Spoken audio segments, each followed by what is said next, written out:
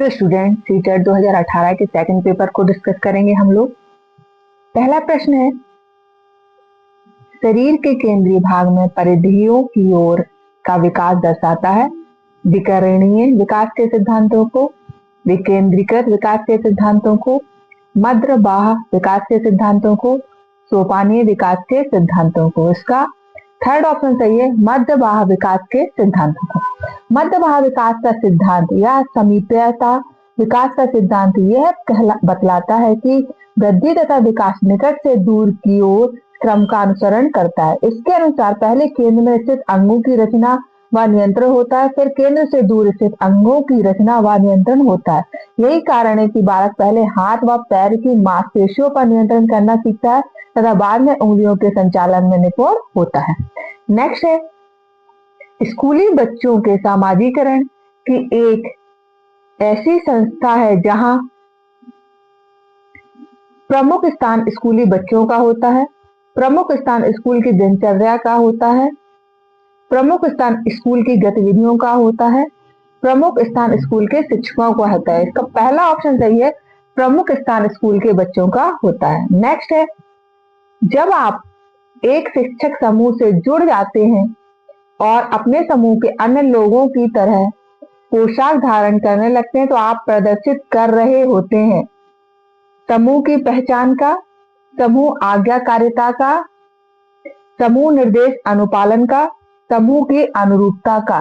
तो इसका चौथा ऑप्शन सही है, समूह की अनुरूपता। अर्थात आप अपने आप को उस समूह में समायोजित करने के लिए समूह के नियमों, विधियों, मूल्यों आदि को आत्मसात करते हैं और उस समूह के अनुरूप अपना सामाजिकरण करते हैं। नेक्स्ट है, किसी वस्तु के स्थायित्व की अवधारणा प्याजे के विकास के चरण में प्राप्त होती है। संवेदी गामक, पूर्व परिचालक, मूर्त परिचालक, औपचारिक परिचालक। तो इसका पहला ऑप्शन सही है, संवेदी गामक। अर्थात इस अवस्था में यह जान पाता है कि घटनाएं एवं वस्तु तब भी उपस्थित रहती हैं जब वे हमारे सामने नहीं होती हैं। संज्ञानात्मक विकास की संवेदी गामक अवस्था प्रथम अवस्था है जो जन्म से 2 वर्ष होती है। नेक्स्ट है, व्यक्ति शिक्षा कार्यक्रम की योजना के संदर्भ में बनाई जाती है विशेष शिक्षा कार्यक्रम, बाल केंद्रित शिक्षा कार्यक्रम, मुक्त विद्यालय शिक्षा कार्यक्रम, ई अधिगम शिक्षा कार्यक्रम। इसका सेकंड ऑप्शन सही है, बाल केंद्रित शिक्षा कार्यक्रम। नेक्स्ट है, महीनों की आयु के बीच अधिकांश बच्चे शब्दों को मिलाकर छोटे छोटे वाक्यों में बोलना शुरू कर देते हैं। 12 से 18, 18 से 24, 24 से 30, 30 से 36। इसका सेकंड ऑप्शन सही है, 18 से 24। नेक्स्ट है, बुद्धि लब्धि की अवधारणा दी गई है गैल्टन के द्वारा, बिने के द्वारा, स्टर्न के द्वारा, टर्मन के द्वारा। इसका थर्ड ऑप्शन सही है, स्टर्न के द्वारा। जर्मन मनोवैज्ञानिक विलियम स्टर्न तथा कहलमान ने सन 1912 में मानसिक आयु व वास्तविक आयु के अनुपात को बुद्धि लब्धि कहा है, परंतु आईक्यू का प्रयोग सन 1916 में टर्मन ने के द्वारा स्टैनफोर्ड विनय परीक्षण के प्रशासन के उपरांत ही प्रचलित हो पाया था। तो सबसे पहले बुद्धि लब्धि का प्रत्यय स्टर्न ने दिया था। नेक्स्ट है, सृजनात्मकता को की अवधारणा से संबंधित माना जाता है द्रव्य बौद्धिकता, रवादार बौद्धिकता, अभिश्रत सोच, विविध सोच। तो इसका चौथा ऑप्शन सही है, विविध सोच। सृजनात्मकता वह योग्यता है जो व्यक्ति को किसी समस्या का विविधतापूर्ण समाधान खोजने के लिए नवीन ढंग से सोचने, विचार करने तथा कार्य करने में समर्थ बनाती है। नेक्स्ट है, किसी भाषा के स्वीकृत ध्वनि संयोजनों को इसके नियमों के अंतर्गत बनाया जाता है। ध्वनि संबंधी, व्याकरणिक, वाक्यात्मक, विभक्ति विषयक। तो इसका पहला ऑप्शन सही है, ध्वनि संबंधित। भाषा की लघुत्तम इकाई ध्वनि है। वाक्य, उपवाक्य, पदबंध, पद तथा रूप अथवा रूपिम आदि सभी सार्थक है तथा सभी ध्वनियों के समूह से ही बनते हैं। नेक्स्ट है, जब सोचने की प्रक्रिया किसी भाषा द्वारा प्रभावित होती है तो ऐसी स्थिति को कहते हैं संस्कृति प्रभावित, भाषा निर्धारक, संज्ञानात्मक पक्ष, सामाजिक भाषाई उद्ग्रत। तो इसका सेकंड ऑप्शन सही है, भाषा निर्धारक तत्व। नेक्स्ट है, अपने अनुभवों और लक्षणों के आधार पर उपकरणों में खराबी के कारण की परिकल्पना कर परीक्षण कर रवि उपकरणों की मरम्मत करता है वह उपयोग करता है अंतर्दृष्टि, कलन विधि का, मानसिक दृढ़ता का, अनुमानी विधि का। तो इसका चौथा ऑप्शन सही है, अनुमानी विधि। अनुमानी विधि को अन्वेषण विधि भी कहते हैं। अनुमानी विधि के जन्मदाता आर्मस्ट्रांग माने जाते हैं। इस पद्धति की विशेषता यह है कि विद्यार्थी को अपने निरीक्षण तथा प्रयोग से स्वयं खोजना होता है। अध्यापक विद्यार्थियों को बहुत से क्रियाकलाप बताते हैं, फिर विद्यार्थी स्वयं प्रयोग करके निष्कर्ष निकालता है। नेक्स्ट है, दिव्या अक्सर निर्देशित कार्यों को छोटे छोटे हिस्सों में विभाजित कर आसान बना लेती है वह उपयोग करती है कम करने की विधि का, द्वितीयक विस्तारण विधि का, उपलब्ध विश्लेषण विधि का और क्रियात्मक जड़ता नियामक विधि का। तो इसका थर्ड ऑप्शन सही है, उपलब्ध विश्लेषण विधि का। जब समस्या कठिन होती है तथा समस्या का समाधान प्राप्त करना आसान नहीं होता है तब इस विधि का प्रयोग करते हुए समस्या को छोटे छोटे हिस्सों में बांटकर उसका समाधान प्रस्तुत किया जाता है। नेक्स्ट है, पुरुष और महिला की भूमिका का निर्धारण समाज करता है। यह कथन बताता है कि लैंगिकता एक अंतर्निहित अवतरण है, लैंगिकता एक आनुवांशिक प्रतिभा है, लैंगिकता एक अंतर्ज्ञानी अवतरण है, लैंगिकता एक सामाजिक अवतरण है। इसका चौथा ऑप्शन सही है, लैंगिकता एक सामाजिक अवतरण है। लैंगिकता का निर्धारण समाज द्वारा किया जाता है। समाज की जैसी प्रकृति होती है समाज में लिंग भूमिकाएं भी उसी प्रकार बनती हैं। जैसे भारतवर्ष में पितृ प्रधान समाज में पुरुषों को महिलाओं से ज्यादा अधिकार प्राप्त है जबकि महिलाओं की हीन समझा जाता है। नेक्स्ट है, ग्रेडिंग, कोडिंग, अंकन और क्रेडिट संचय प्रणालियों के कुछ उदाहरण हैं।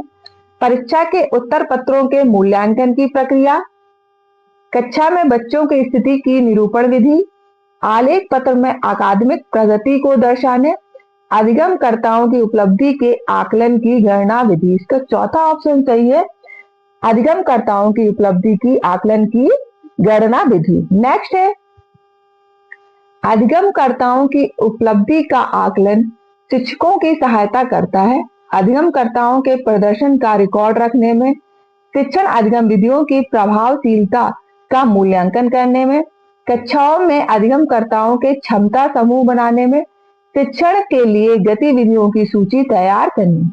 इसका सेकंड ऑप्शन सही है, शिक्षण अधिगम विधियों की प्रभावशीलता का मूल्यांकन करने में। नेक्स्ट है, समावेशी शिक्षा के सिद्धांत पर आधारित है सामाजिक संतुलन, समता एवं समान अवसर, सामाजिक अस्तित्व एवं वैश्वीकरण, विश्व बंधुता। इसका सेकंड ऑप्शन सही है, समता एवं समान अवसर। समावेशी शिक्षा में सभी प्रकार के विशिष्ट बालकों को समान बालकों के साथ नियमित विद्यालय में शिक्षा प्राप्त करने का समान अवसर दिया जाता है ताकि किसी भी प्रकार की सामाजिक परिस्थिति में अपना समायोजन कर सके। नेक्स्ट है, दिव्यांगजन अधिकार अधिनियम में लागू किया गया है 1992, 1995, 1999, 2016। तो इसका फोर्थ ऑप्शन सही है, 2016। दिव्यांगजन अधिकार अधिनियम 16 दिसंबर वर्ष 2016 में लागू किया गया है। यह विधेयक 21 वर्ष पुराने दिव्यांग व्यक्ति अधिनियम 1995 का स्थान लेगा। अब 60 की जगह 21 प्रकार की अक्षमताओं को इस श्रेणी में डाला गया है, यानी कि पहले ये 1995 में लागू किया गया था और अब इसमें इसे 2016 में पुनः लागू किया गया है। नेक्स्ट है, व्यक्तिगत विभिन्नताओं वाले बच्चों को पढ़ाने के लिए ऐसे विद्यालय होने चाहिए जहां शिक्षक व्यक्तिगत विभिन्नताओं के आधार पर वर्गीकृत की गई कक्षाओं के विभिन्न वर्गों में पढ़ा सके, विविध अधिगम आवश्यकताओं के अनुसार विभिन्न शिक्षण अधिगम प्रविधियों का प्रयोग करने में प्रशिक्षित हो। नेक्स्ट है, बच्चों को समरूप अधिगमकर्ता बनाने में प्रशिक्षित हो। तो इसका सेकंड ऑप्शन सही है कि विविध अधिगम आवश्यकताओं के अनुसार विभिन्न शिक्षण अधिगम प्रविधियों को प्रयोग करने में प्रशिक्षित हो। नेक्स्ट है, निःशुल्क एवं अनिवार्य बाल शिक्षा अधिकार अधिनियम 2009 दिव्यांग बच्चों की निःशुल्क शिक्षा के अधिकारों को सुनिश्चित करता है। पहला, 6 वर्ष से 18 वर्ष के लिए, 3 वर्ष से 18 वर्ष के लिए, 6 वर्ष से 14 वर्ष के लिए, 6 वर्ष से 22 वर्ष के लिए। इसका पहला ऑप्शन सही है, 6 वर्ष से 18 वर्ष के लिए। निःशुल्क एवं अनिवार्य बाल शिक्षा अधिकार अधिनियम 2009 में सामान्य बच्चों के लिए 6 से 14 वर्ष तक निःशुल्क एवं अनिवार्य शिक्षा का अधिकार प्राप्त है, जबकि दिव्यांग बच्चों के लिए 6 से 18 वर्ष तक निःशुल्क एवं अनिवार्य शिक्षा का अधिकार प्राप्त है। यह अधिनियम 1 अप्रैल वर्ष 2010 को जम्मू कश्मीर को छोड़कर संपूर्ण भारत में लागू हुआ है। नेक्स्ट है, विविध अधिगमकर्ताओं के लिए सुगम्य स्वरूपों में शिक्षण अधिगम सामग्रियां प्रदान करने का तात्पर्य है से।